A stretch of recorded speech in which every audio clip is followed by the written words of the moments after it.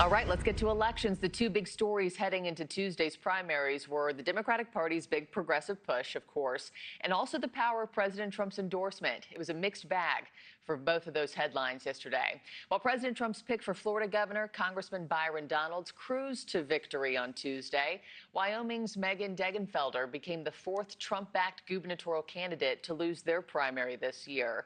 And Congressman Corey Mills was one of two Florida House candidates to lose their races, despite having President Trump's endorsement.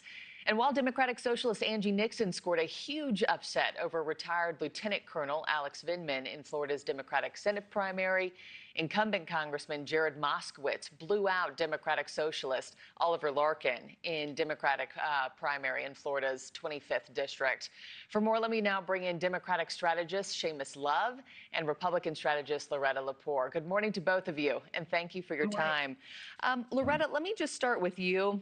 And let me start with President Trump from last night. You know, as I mentioned, some of his big ticket endorsements, like Byron Donalds, Ashley Moody, they won easily. But several candidates he backed also lost. Is his endorsement power waning, or is this an issue with specific candidates in your eyes? I think it has some to do with geography, where the candidates are located, and his power of persuasion in those geographic locations, as well as the quality of the candidate. When we look at Corey Mills, who was running in Florida for his congressional district, and he lost last night.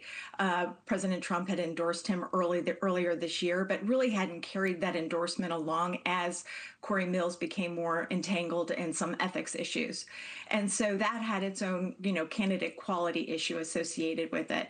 In South Florida, in the race for Byron Donalds' congressional seat, now that he is going to be the gubernatorial nominee, Republican gubernatorial nominee in Florida, the president's endorsement also failed to pull the winner across the finish line.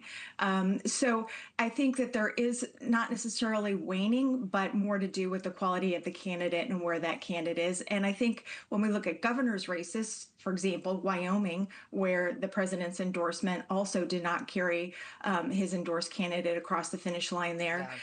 That's more of an independent, different type of electorate in Wyoming. Yeah, Seamus, let's pick up there where Loretta just left off in Wyoming. I mean, were you surprised by Ruby Red, Wyoming, not going with President Trump's, backed gubernatorial candidate there? Not necessarily, because as has already been mentioned, that this isn't the first time this cycle, whether it's South Carolina, all the way at the bottom of Florida. I'm not sure that the president's staying power with levying endorsements is waning. I think it's more so that there are very specific needs in different regions of the country right now. I mean, look, our economy is struggling. We've been either in a war or not in a war, depending on if there's congressional authorization or not, for the last several months. So I think there are specific needs in these different states, and maybe folks are a little bit concerned as to whether the president's word is the right answer, or whether they need a specific vision from a specific candidate in that state. Yeah, and Seamus, let's also talk about some of the Democratic Socialist, wins and losses last night. Progressives had a mixed bag too yesterday.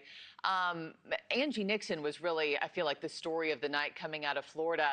It's a pretty stunning win for Trump's Florida, the last 10 years. What'd you make of her win? I think regardless of anybody's politics, financially speaking, it's an incredible win. I believe the margin was less than $1 million versus roughly $17 million in fundraising for Vindman. I think when you look at the margins in specific counties, it does shock the conscience. In her home county, Duval, I believe she won by, I want to say 70 or 80 points. Yeah, she's done a great job. She's already in the state legislature, so people in Florida know her. I know that Vindman only moved to Florida as recent as 2023, which causes somewhat of a visual recoil for Floridians. So I think she's been there. She's laid the groundwork for this campaign, and she's obviously an effective organizer because she was able to ward off millions of dollars in outside money. So yeah, it's impressive. Loretta, what'd you make of that win? And also, you're a Republican strategist. I mean, the next 2.5 months, what should the party's plan be, to fight back against some of these DSA candidates making their way to the top?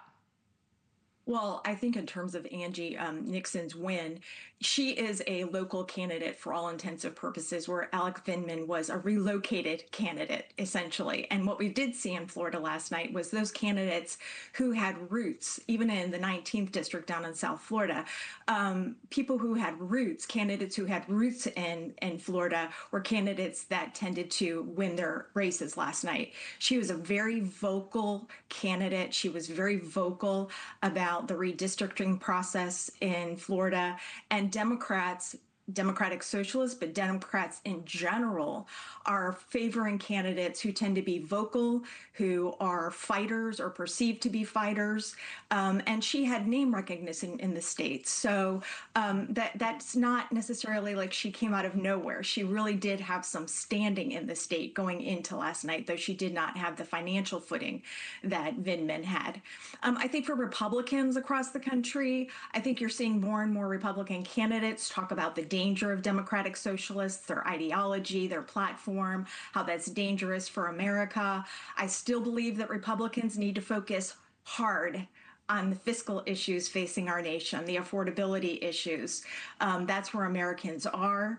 They're managing day to day, and that's what they want to know about. And we'll see if that message lands with voters ahead of November. I got to end it there, but Seamus Love, Loretta Lepore, thank you both so much for your time and your analysis this morning. Have a great day. Well, the young